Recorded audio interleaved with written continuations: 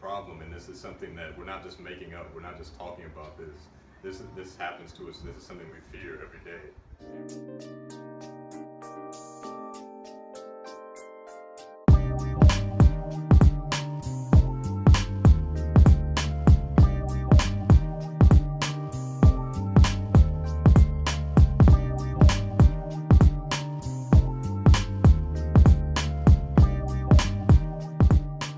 What bothers me the most is the way the media portrays it. I would just say the lack of compassion, the lack of humanity. Primarily the way the media handles it. It doesn't seem that the police are doing anything different. When the victim gets shot, they'll always find a way to make it like it's the victim's fault. I mean, the whole situation is quite unsettling. That it could be handled differently.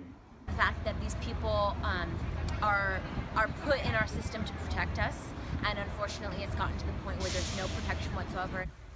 The issue is that a lot of these police officers, their mindset is shoot first, because I want to go home to my son and my daughter and my family. I feel that a lot of the times they jump to shoot and kill instead of de-escalating the situation. And they're kind of just reverting to these base instincts, and it's having some dire consequences for us. I see people cringe when they see officers. I see people jump out of their skin when they see police sirens or hear police sirens. I talked to a chief of police back in school, and he said that they go through levels of danger, I guess you can say, and they say that's the last thing they want to do is to pull out their gun and shoot somebody. But the issue is that these are supposed to be police officers. They're supposed to be held to a higher standard. They're supposed to be trained for these types of situations so that things don't happen like this.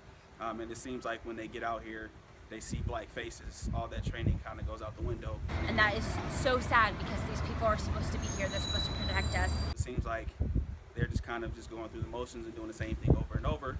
And there's no real repercussions for these officers who are making these decisions. I looked at something one time when they showed Trayvon Martin had like the hood on or whatever, and they showed that guy who in what was it, Stanford, and he just was like shining and he had like a suit on. It's just like the way that you portray someone really affects how their media or how pretty much the world sees them. And that misunderstanding and that inflammatory tone cause more issues that also impact the situation. You are completely dismissing someone's word.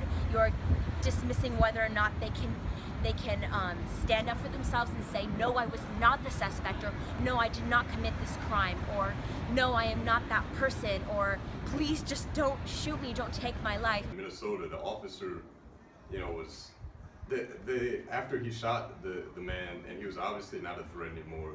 The officers went to the other officer to comfort him, not the family, not the wife, not the man who was bleeding out.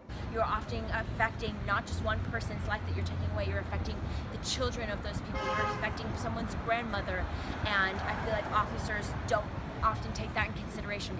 But this movement gives me hope because of the outpouring of love and support for equality.